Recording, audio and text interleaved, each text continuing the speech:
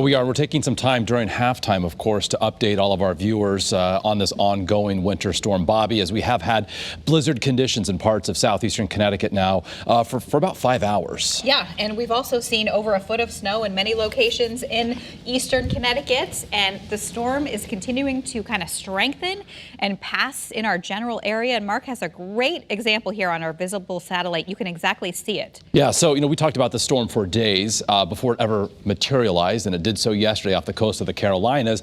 And now you can see this counterclockwise spin here well to the southeast. There's Cape Cod.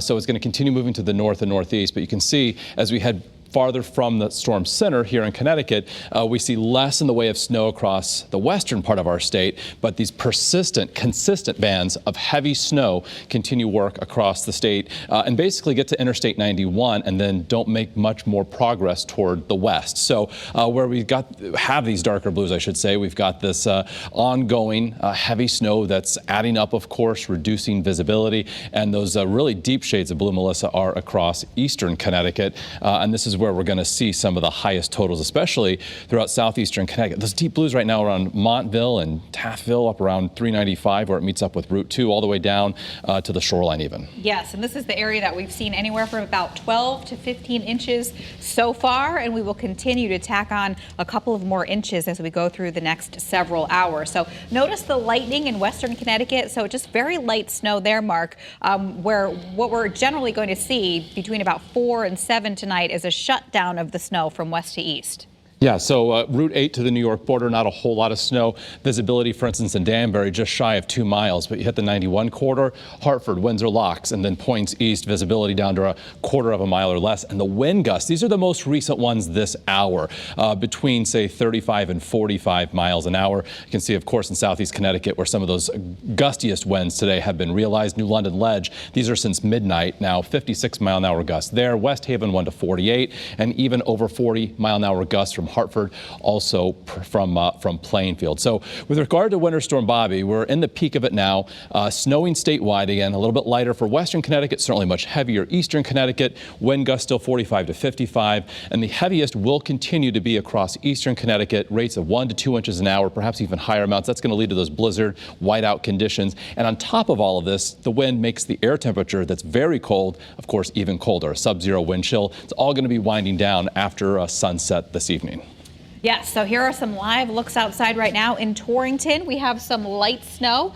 Few cars out on the roads, but you can still see they're snow covered. This is the part of the state, though, that really hasn't seen those blockbuster totals. And notice the visibility is not terrible there, but you don't have to go too far to really notice a difference. This is downtown Hartford, and you can't even really see it. So this is 36 stories up. You can kind of make out the gold building, the top of the Travelers Tower on occasion. Barely.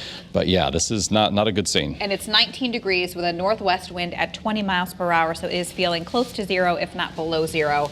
And we've seen in New London just this snow persistent, and the wind at 29 miles an hour sustained with higher gusts with an air temperature of 18 degrees. Yeah, so if you're going to be out removing snow, you'll obviously need to dress for the cold and the wind, but also it's going to be a battle because it's a light, fluffy snow, which is great. It's we don't have many power outages as opposed to if it was like heavy, wet snow. But as soon as you clear the snow from your driveway, your patio, your deck, the wind is going to blow more snow right over where you just cleared. Absolutely. Now here's Waterbury. It's only 9 degrees, one of the coldest spots in the state. Northwest wind at 17.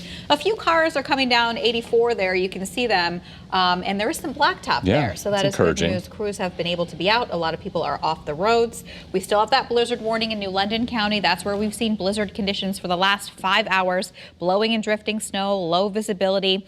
Very strong winds, and that's really what you need, Mark. It's not so much the amount of, people always think like, oh, a blizzard must be like, 40 inches of snow. Yeah. But that's not necessarily the case. No, so the criteria, it's all about the visibility and a period of time where the winds also are 35 miles an hour or greater. And we've seen wind gusts consistently well over 40 miles an hour. And it actually doesn't even have to be snow that's actively falling. It could be just blowing snow that leads to that poor visibility. So futurecast as we step you through the afternoon. Again, heaviest eastern Connecticut, considerably lighter western Connecticut, and then even that back edge as we head toward and past sunset will be moving from west to east and then really wrapping up as we we head towards, say, 6, 7 o'clock this evening, just tapering off to some lingering light snow. Tomorrow is a breezy but also dry, brighter day. That's right. So are we going to continue, or are we heading out to... I think we're good from our perspective right now. So we'll then send things back over to Kara. I know we've got all sorts of team coverage planned for this halftime update.